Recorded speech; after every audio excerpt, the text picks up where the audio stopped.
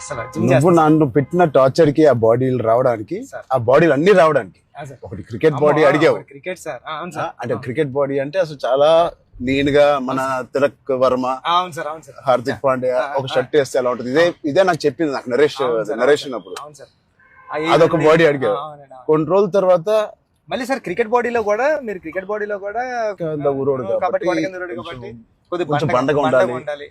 Tribal వ్యక్తి ఎంత strong గా ఉంటాడో అది బాడీ బిల్డింగ్ చేస్తే వచ్చే స్ట్రెంత్ కాదు. అవును సార్, ఆడికి అలవాటుగా ఆ కొండల్లోని అట్లా తిరగడం వల్ల వచ్చిన బాడీ అన్నట్టు అదొకటి అడిగావు. అది అయిపోయిన తర్వాత సార్ మళ్ళీ సార్ కొన్ని రోజులు మళ్ళీ షూటింగ్ జరుగుతా ఉంటే సార్ ఏంటి సార్ నాకు ఆ లుక్ రావట్లేదు అంటావు.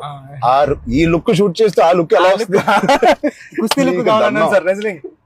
నాకు రెజ్లింగ్ లుక్, కుస్తీ లుక్ కావాలంటావు సార్. నిజంగా చెప్పాలంటే సార్ నాకు అడగడానికి కూడా భయం వేసేది సార్. అంటే ఏంటి టైం లైన్ కూడా ఎక్కువ లేదు సార్.